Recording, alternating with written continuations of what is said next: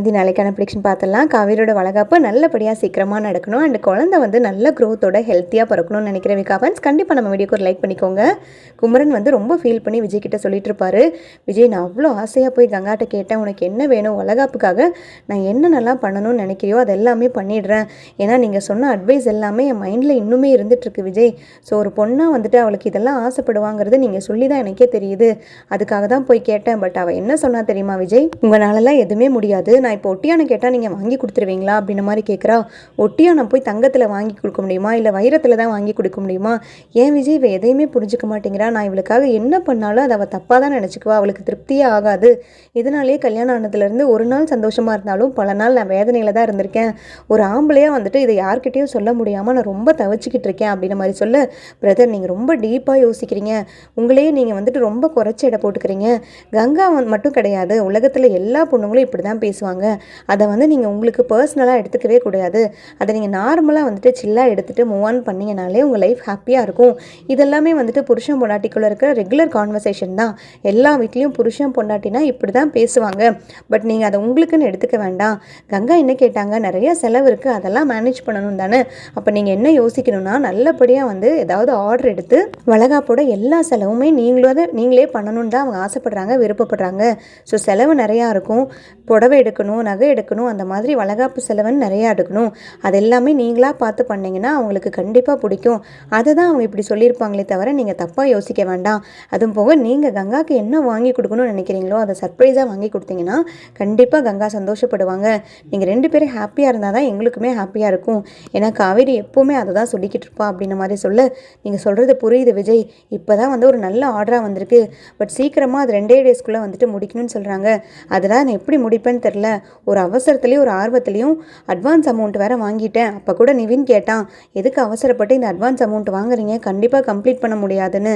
But கண்டிப்பாக என்னால் முடியும், கங்காக்காக ஏதாவது நான் பண்ணணுங்கிறதுக்காக தான் இதை பொறுமையாக இழந்து நான் இந்த ஆர்டர் எடுத்தேன் அப்படின்ற மாதிரி சொல்ல, அட விடுங்க பிரதர், இவ்வளோ தான் உங்கள் பிரச்சனையா?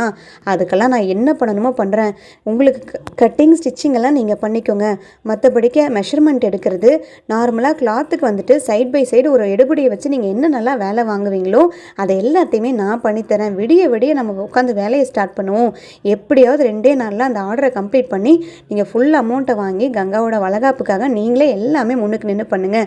அதுக்கு ஃபுல் சப்போர்ட் நான் பண்ணுறேன் அப்படின்ற மாதிரி சொல்லிட்டு பயங்கரமாக உட்காந்து ஃபஸ்ட்டு நோட்ஸ் எடுப்பாங்க. நான் சொல்கிற மாதிரி டைமிங் போட்டு நோட்ஸ் எடுத்துக்கலாம் பிரதர். 1 by 1 எந்த டைமிங்க்கு எப்படி பண்ணுங்கிறத முதல்ல ஸ்கெடியூல் பண்ணணும்.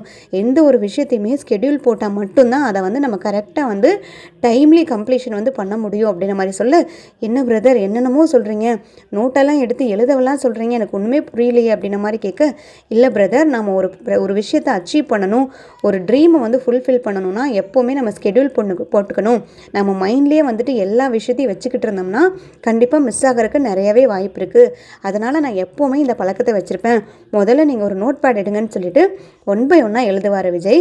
ஃபஸ்ட்டு வந்து நம்ம என்ன பண்ணணும், மெஷர்மெண்ட் எடுக்கணும். செகண்ட் வந்து அதுக்கான கட்டிங்ஸ் ஒர்க் பண்ணணும். திங்ஸ் வந்து ஃபஸ்ட்டு என்னென்ன வாங்கிட்டு வரணுங்கிறத ஒரு லிஸ்ட்டு போட்டுக்கோங்க. அதுக்கு நானும் நிவினும் போய் வாங்கிட்டு வந்துடுறோம். நீங்கள் லிஸ்ட்டு மட்டும் கொடுங்க, அதெல்லாமே நாங்கள் பார்த்துக்குறோம். அந்த டைமில் நீங்கள் மற்ற ஒர்க்லாம் பண்ணுங்கள். ஸோ இப்படி ஸ்டெப் பை ஸ்டெப்பாக 1 by 1 வேலையே பண்ணோன்னா கண்டிப்பாக நம்ம 2 டேஸில் இல்லை 1.5 டேஸ்லேயே அவங்க கொடுத்த ஆர்டரை வந்து அச்சீவ் பண்ணிடலாம். அதுக்காக நாங்கள் என்ன வேணுனாலும் பண்ணுறேன் அப்படின்ற மாதிரி சொல்ல, நிவினும் வந்து ரொம்ப சப்போர்ட்டிவாக பேசுவார். ஆமாண்ணா இதெல்லாம் ஒரு பெரிய வேலையா, நானுமே உங்களுக்கு விடிய உட்காந்து கூட இந்த ஹெல்ப் பண்ணுறேன். நம்ம 3 பேருமே வந்துட்டு யூனிட்டியாக இருந்தோம்னா கண்டிப்பாக எதை வேணுனாலும் பண்ணலாம் அப்படின்ற மாதிரி சொல்ல, உடனே விஜய் சொல்லுவார், மகாநதியில் வந்து அக்காங்க தான் வந்து இவ்வளோ ஒற்றுமையாக இருக்காங்க, அக்கா தங்கச்சிக்குள்ளே தான் இவ்வளோ ஒற்றுமை இருக்குன்னு பார்த்தா சகலைங்க அவங்களே வந்து பீட் பண்ணிடுவோம் போல இருக்கே, அவங்களுக்கே டஃப் கொடுப்போம் போல இருக்கே. பிரதர் நம்ம 3 பேருமே எப்போவுமே இதே மாதிரி இருக்கணும், எனக்கு அதுதான் ஆசை அப்படின்ற மாதிரி சொல்ல, உடனே நிவினும் கண்டிப்பாக பிரதர் அதில் என்ன சந்தேகம் இருக்குது, நம்ம சகலைஸ் எல்லாம் கிடையாது பிரதர்ஸ் அப்படின்ற மாதிரி நிவினு குமரன்னு சொல்லி 3 பேருமே வந்து ஷேக் ஹேண்ட் பண்ணிப்பாங்க.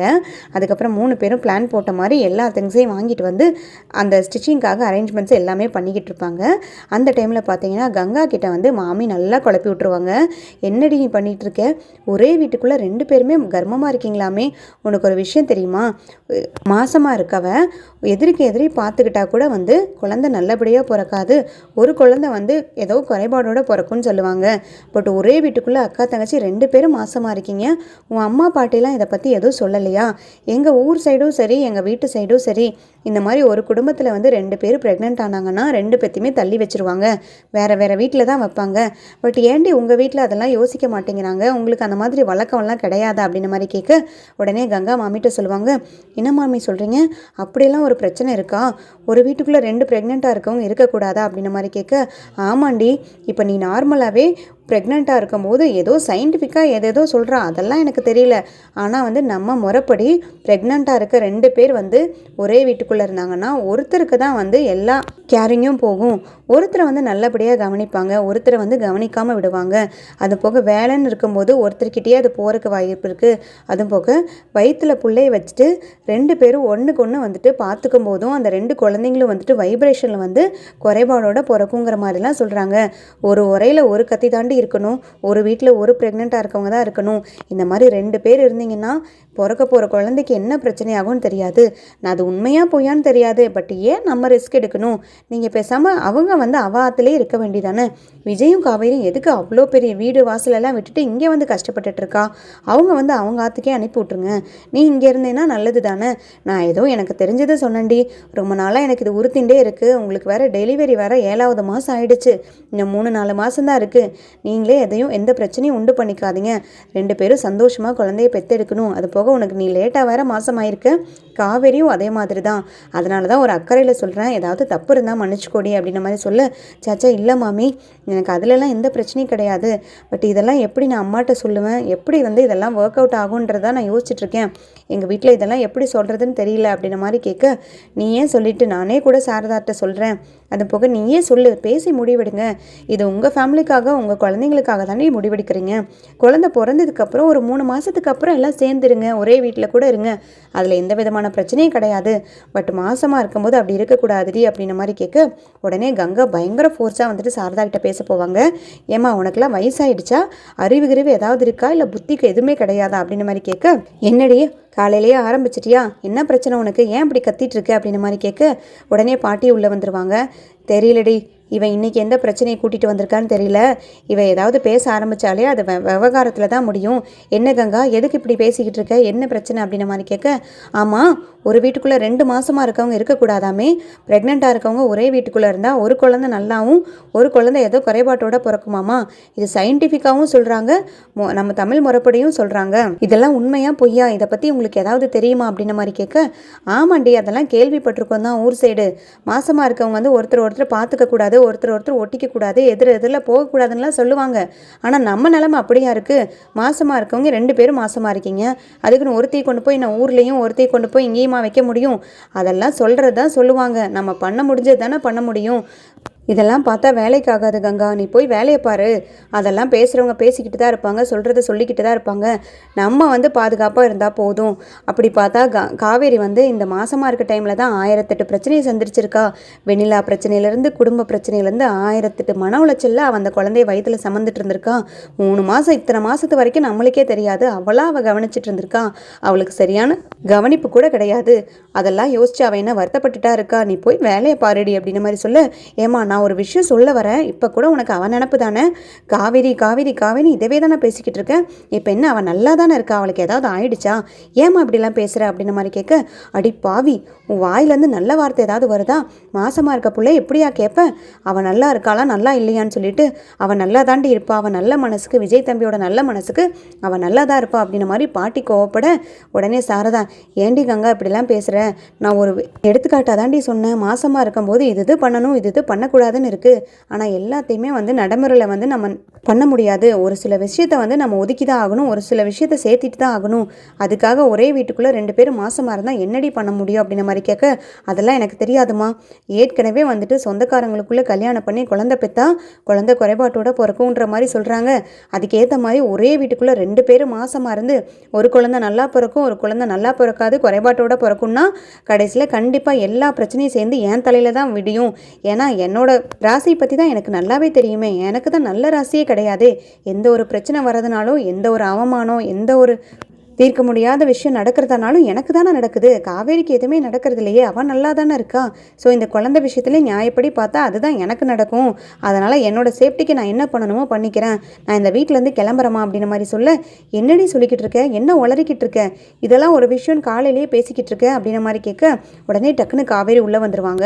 என்னக்கா என்னாச்சு, ஏன் காலையிலேயே இவ்வளோ கத்திக்கிட்டு இருக்க, ஏதாவது பிரச்சனையா அப்படின்ற மாதிரி கேட்க, ஆமாண்டி இங்கே பெரிய பிரச்சனையே நடந்துட்டுருக்கு, எல்லா பிரச்சனைக்கும் நான் தான் காரணம் அப்படின்ற மாதிரி கங்கா சொல்ல, என்னக்கா ஆச்சு, என்ன விஷயங்கிறத முதல்ல சொல்லு அப்படின்ற மாதிரி கேட்க, உடனே சாரதா சொல்லுவாங்க, ஒரு வீட்டுக்குள்ளே 2 பேரும் மாசமாக இருக்கக்கூடாதாண்டி, மாசமாக இருக்கவங்க 2 பேர் இருந்தால் ஒரு குழந்தை நல்லா பிறக்கும், ஒரு குழந்தை நல்லா பிறக்காதுன்னு சொல்லி யாரோ சொல்லியிருக்காங்க.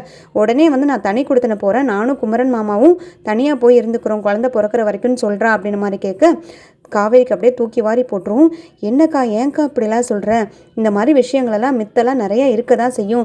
ப்ரெக்னென்சி டைமில் ஒவ்வொன்றுத்துக்கும் ஒவ்வொரு மித்து வச்சுருக்காங்க, அதெல்லாம் உண்மை கிடையாதுக்கா, நீ அதெல்லாம் நம்பாத அப்படின்ற மாதிரி சொல்ல, என்னடி நம்பாதன்ற, ஏற்கனவே நான் வந்து பிளட் ரிலேஷனில் கல்யாணம் பண்ணி குழந்தை பெற்றிருக்கேன். பிளட் ரிலேஷனில் கல்யாணம் பண்ணால் பிறக்க போகிற குழந்தை வந்து குறைபாட்டோட பிறக்கும்னு சொல்லி ஏற்கனவே எல்லாம் சொல்லிக்கிட்டு பீதியை கிளப்பி விட்டுட்ருக்காங்க. அதுக்கேற்ற மாதிரி மாசமாக இருக்கவங்க 2 வீட்டுக்குள்ளே, ஒரு வீட்டுக்குள்ளே 2 பேர் இருந்தால் அதுலேயும் ஏதாவது பிரச்சனை வரும். எல்லா பிரச்சனையும் ஒட்டுக்கா சேர்ந்து அது கண்டிப்பாக என் குழந்தைய தான் பாதிக்கும். உனக்கு எந்த பிரச்சனையுமே ஆகாது காவேரி, கண்டிப்பாக இந்த விஷயத்தில் நான் தான் மாட்டுவேன்.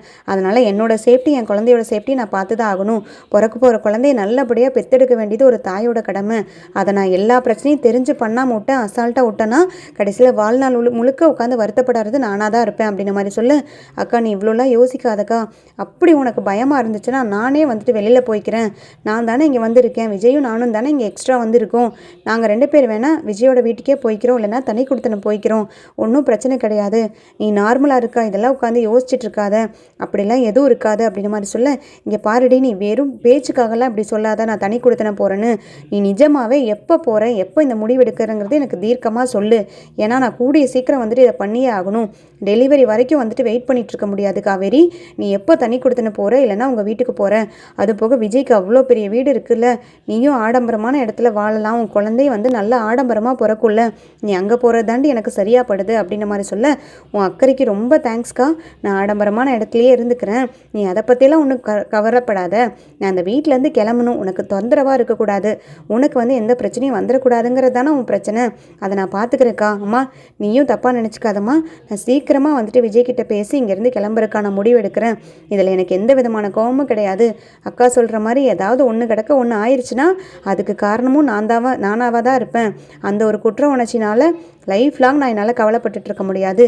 தெரிஞ்ச ஒரு விஷயத்தை வந்து நம்ம மிஸ் பண்ணக்கூடாது. நான் விஜய்கிட்ட இதை உடனே பேசுகிறேங்க அப்படின்ற மாதிரி சொல்லிட்டு காவேரி ரொம்ப ஒரு மாதிரி கஷ்டமாக கிளம்பி போயிடுவாங்க. கரெக்டாக அந்த டைமில் விஜய் வருவார். விஜய் இங்கே என்னென்னமோ பிரச்சனை போயிட்டுருக்கு, நீங்கள் எங்கே தான் போகிறீங்க, எங்கே தான் வரீங்கன்னு எனக்கு ஒன்றுமே புரியல அப்படின்ற மாதிரி சொல்ல, உடனே விஜய் சொல்லுவாங்க, இல்லை குமரன் ஒரு பெரிய ஆர்டர் எடுத்திருக்காரு, கங்காவோட வளகாப்புக்காக ஒவ்வொன்றும் அவரே தான் பார்த்து பண்ணணுமாமா, அதுக்காக தாண்டி அவருக்கு ஹெல்ப் பண்ணிகிட்ருக்கேன். பாவம் அவர் தனியாக என்ன பண்ணுவார், இவனும் நானும் தான் ஃபுல் சப்போர்ட்டாக அவருக்கு எல்லாமே பண்ணிகிட்ருக்கோம். 2 நாளுக்குள்ளே அந்த ஆர்டர் மட்டும் முடித்தா பல்க் அமௌண்ட் அவருக்கு கிடைக்கும். தடபுடலாம் வந்துட்டு கங்காவோட வளகாப்பு அவரே பண்ணிடுவார் அப்படின்னு மாதிரி சொல்ல, உடனே காவேரி சோகமாக தலையை குனிஞ்சிருவாங்க. ஏன் காவேரி ஏன் இவ்வளோ சோகமாக இருக்க, உனக்கு முன்னாடியே வளகாப்பு பண்ணணுமா, அந்த மாதிரி ஆசை ஏதாவது இருந்தால் சொல்லுடி, உனக்கும் தடபுடலாம் பண்ணிடலாம், நான் சும்மா இருப்பேனா, என் பொண்டாட்டிக்கு எப்படிலாம் வளகாப்பு பண்ணுறதுக்காக வெயிட் பண்ணிகிட்ருப்பேன் தெரியுமா அப்படின்ற மாதிரி சொல்ல, இல்லைங்க இங்கே பெரிய பிரச்சனை நடந்துட்டுருக்கு, கங்காக்கா வந்துட்டு இந்த மாதிரிலாம் ஃபீல் பண்ணுறாங்க அப்படின்ற மாதிரி விஷயத்த ஒவ்வொன்றா வந்துட்டு விஜய்கிட்ட சொல்லுவாங்க. ஓ இந்த மாதிரிலாம் பிரச்சனை இருக்காடி, ப்ரெக்னென்சி டைமில் இந்த மாதிரிலாம் நிறையா மித்து இருக்கும் காவேரி, ஒரே வீட்டுக்குள்ளே 2 பேர் ப்ரெக்னென்ட் ஆகக்கூடாது, இதை சாப்பிடணும் அதை சாப்பிடணும், அப்படி படுக்கணும் இப்படி படுக்கணும், இப்படி நடந்தால் அப்படி ஆயிரும், அப்படி நடந்தால் இப்படி ஆயிரும்னு ஏகப்பட்ட மித்தான கான்வர்சேஷன்லாம் நானும் யூடியூப்பில் பார்த்தேன். பட் இதெல்லாம் மாடி இன்னும் நம்பிக்கிட்டு இருக்காங்க அப்படின்ற மாதிரி சொல்ல, ஆமாங்க நம்புறா, அவள் ரொம்ப நம்புறா, அதுக்காக நம்ம அதை அசால்ட்டாக எடுத்துக்கக்கூடாது, கடைசியில் ஏதாவது பிரச்சனை ஆயிடுச்சுன்னா அதுக்கு காரணம் நம்மளாக கூட இருப்போம், எல்லாரும் சேர்ந்து நம்மளை கை காட்டுற மாதிரி ஒரு நிலைமை வந்துட்டா என்னால் தாங்கிக்கவே முடியாது விஜய், நம்ம உடனே வந்துட்டு வெளியில் கிளம்பிடலாம், எவ்வளோக்கு எவ்வளோ சீக்கிரமாக நீங்கள் வீடு பார்க்க முடியுமோ, இல்லைனா நம்ம வீட்டுக்கே கூட நம்ம திரும்பி போயிடலாம் விஜய், அதுதான் கரெக்டாக இருக்கும்.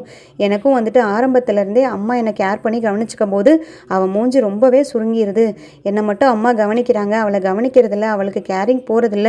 அது போக உங்களை அம்மா கவனிக்கும் போதும் அவள் வந்து சரியாக வந்து ரெஸ்பான்ஸ் பண்ணுறது கிடையாது, அவளோட ரியாக்ஷனே வேறு மாதிரி இருக்குது அப்படின்ன மாதிரி சொல்ல விஜய் மனசில் நினைப்பார், இதெல்லாம் எனக்கும் தெரியும் காவேரி, உனக்காக தான் தெரிஞ்சுக்கிட்டு எல்லாத்தையுமே அட்ஜஸ்ட் பண்ணியிருக்கேன், இதை கூட புரிஞ்சுக்க முடியாத ஜடமாக நான் இருப்பேனா, இப்போவாது உனக்கு புரிஞ்சுதே அப்படின்ன மாதிரி விஜய் மனசுக்குள்ளே நினைக்க, சரி விஜய், நடந்தது நடந்ததாகவே இருக்கட்டும், இது வரைக்கும் நம்ம தெரியாமல் தப்பு பண்ணியிருக்கலாம், பட் ஒரு விஷயம் தெரிஞ்சதுக்கப்புறம் தெரிஞ்சே அந்த தப்பை நம்ம பண்ணக்கூடாது.